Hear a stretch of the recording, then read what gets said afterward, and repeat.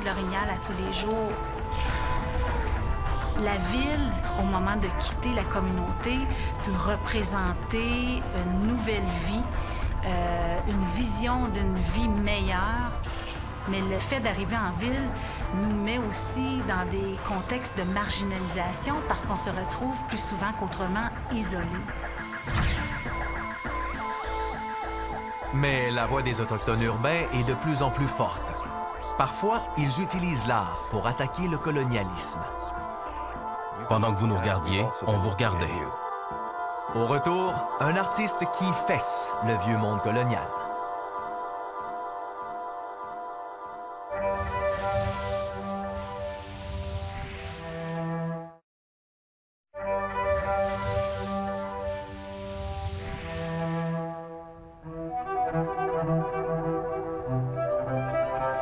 Quand Elton John achète un de vos tableaux pour 150 000 $, que vous exposez vos toiles à Paris, à Berlin, à Londres, c'est que les choses vont plutôt bien pour vous. C'est le cas du peintre Kent Monkman, un artiste cri qui remet en question la version blanche de l'histoire, l'image qu'on présente des Indiens et la place qu'on leur accorde.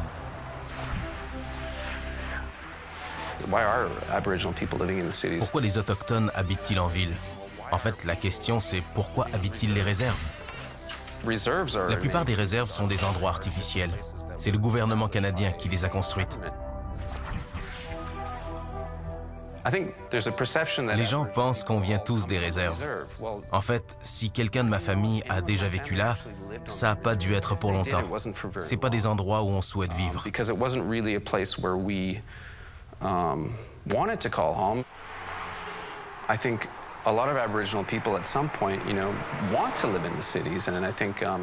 Il y a eu un moment où beaucoup d'Autochtones ont voulu vivre en ville.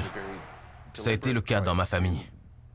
Ça a été un choix délibéré pour nous donner la chance d'aller à l'école, d'apprendre la musique, d'aller voir des expositions, de prendre notre place, quoi.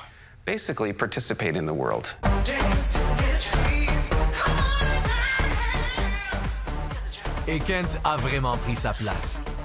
Artiste multimédia, il casse les clichés et abat les frontières avec ses vidéos et les peintures de son alter ego, Miss Chief Eagle Testicle. De Montréal à Paris, son art secoue notre relation avec les Blancs.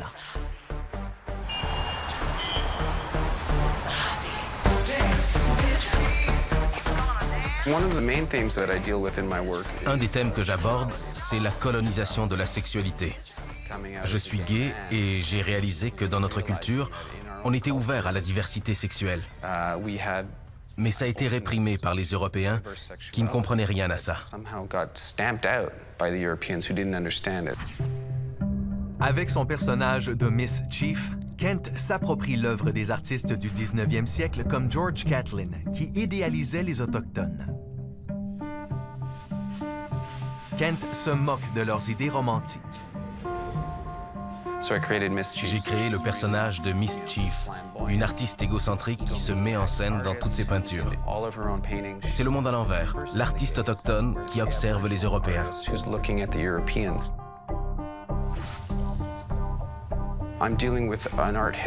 Je suis aux prises avec une tradition artistique nord-américaine qui visait à occulter la présence autochtone.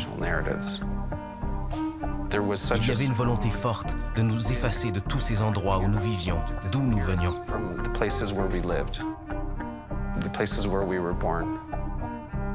Ce que nous sommes est défini par notre histoire. Nous devons y faire face pour comprendre où nous en sommes.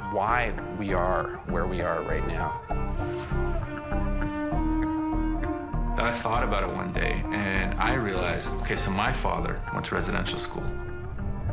J'ai réalisé ça un jour. Mon père et mon grand-père sont allés au pensionnat, mais pas mon arrière-grand-père, parce qu'il vivait de la terre dans le temps où on commençait à isoler les Indiens dans des réserves.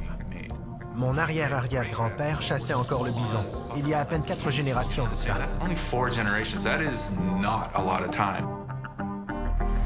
Les pensionnats, une brillante idée du gouvernement. Arracher les enfants à leur famille pour tuer l'Indien en eux. Le projet, nous assimiler en détruisant nos cultures et nos langues. Ça n'a pas marché. Mais quand le dernier pensionnat a fermé en 1996, nos familles étaient décimées.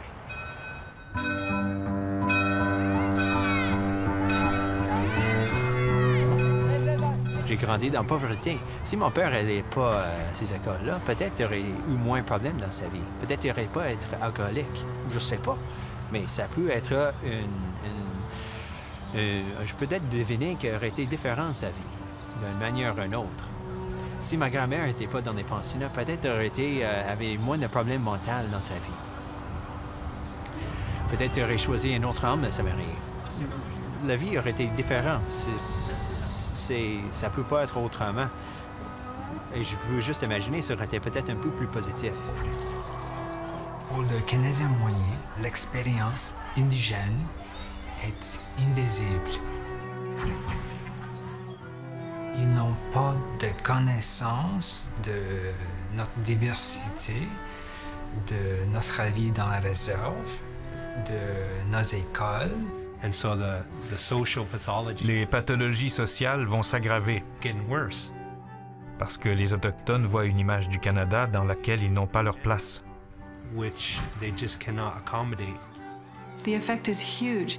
L'impact est énorme, un tsunami générationnel.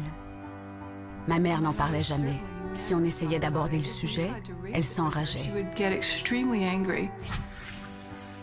Hantée par l'expérience de sa mère dans les pensionnats, Leslie Varley a consacré sa vie à faire tomber ces barrières qui empêchent les Autochtones d'accéder à des soins de qualité et ainsi guérir de leur passé.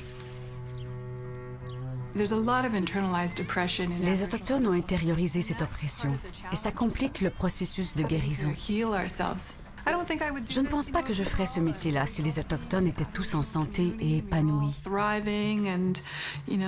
Je ferais plutôt du jardinage.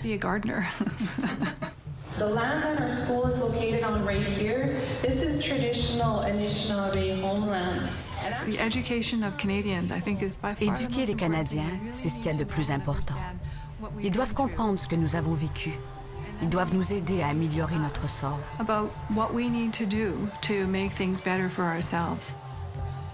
Ce qui est ironique, c'est que ça revient beaucoup plus cher de nous reléguer dans le Downtown East Side que de nous aider à nous intégrer dans la société canadienne.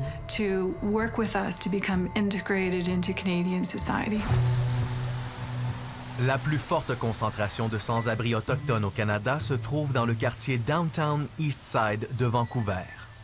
Parmi ces sans-abri, le frère de Leslie.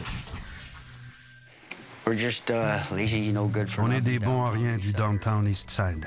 À la longue, on se fait une carapace. On s'en fout. Herb Dixon a passé une grande partie de sa vie sur des bateaux de pêche. Quand il n'y a plus eu de travail, il est rentré à Vancouver où il n'a pas trouvé de boulot. C'est pas le Taj Mahal, mais j'ai un toit. Comme son père avant lui, il est tombé dans la drogue et l'alcool. Je me suis laissé prendre là-dedans. C'est ma faute. Je suis le seul à blâmer.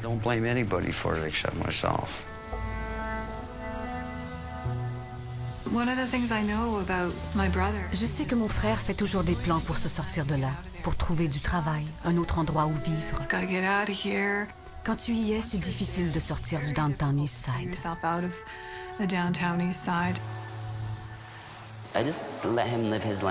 Je le laisse vivre sa vie.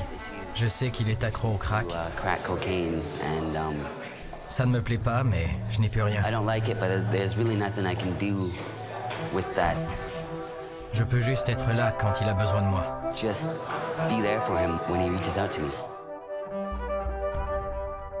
Dans le Downtown East Side, Herb Varley en arrache lui aussi. Il se bat pour ne pas tomber dans le même piège que son père. Il bénéficie des programmes de la Urban Native Youth Association, grâce auxquels il acquiert des habiletés et une formation qui vont l'aider à mieux s'intégrer dans la communauté. Il était une fois, j'étais un jeune homme, une jeune autochtone dans la ville. J'ai cherché un job, une éducation, une vie. Et il y avait des risques. J'étais ici toute seule, j'étais pauvre, j'avais pas d'argent. J'étais pas sans ma famille. Et je sais que maintenant, il y a des programmes et des services pour les jeunes autochtones. Il y a des risques de pauvreté, exploitation, des drogues, des choses comme ça. Et donc, Je suis heureux qu'il y a des programmes qui supportent les jeunes. Herb Varley s'est mis à la photographie et ses soirs de vernissage pour lui dans une galerie d'art. Ses photos racontent sa courte expérience de sans-abri. One of the things we came to realize in this project is many people that are homeless are struggling with addiction issues. Mais il ne dort plus sous les porches. This is where I live now. It's just a room. And this is 12 by 14. A jail cell is 12 by 8. Il a invité son père à voir son exposition. Yeah, he's gonna be here soon. Oui, il vient. Je ne pense pas qu'il ait jamais vu une de mes expositions. Too many of my shows. Mais ce soir, ce sera un début. Sa tante Leslie est là et il espère toujours la venue de son père, qui ne viendra pas finalement. Il n'était pas vraiment présent quand j'étais petit, mais je ne lui en veux pas. Il vivait sa vie, il avait ses problèmes à lui. Toute cette période des pensionnats, ça a détruit nos familles. Maintenant, on doit réapprendre à être ensemble. Après la pause,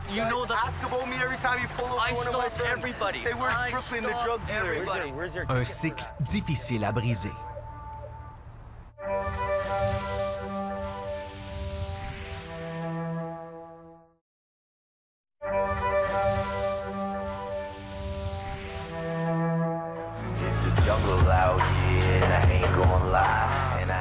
On retrouve Brooklyn dans son bar de quartier à Winnipeg. Ici, c'est son territoire.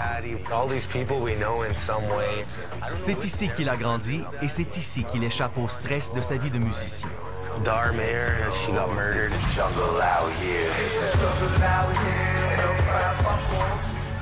Tout jeune, Brooklyn était un rappeur prometteur et la vedette de l'équipe de baseball de son centre communautaire.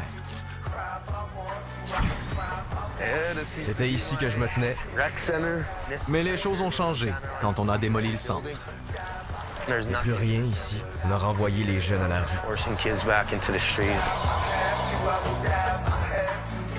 Il est devenu une célébrité et un héros. Mais son passé criminel revient constamment le hanter. In general, look, there's the bad guys right there, eh? Just watching. Watch, they'll come mess with us. They'll come mess with us for sure. What's your name, Chip? Prefontaine. Oh, yeah. I met you before too, right? Yeah, you've met me. As far as that goes, same old. Ça va jamais changer. Peu importe ce qu'on fait de bien. Never, no matter how good we do. Il y avait un mandat d'arrestation contre Brett, un ami de Brooklyn.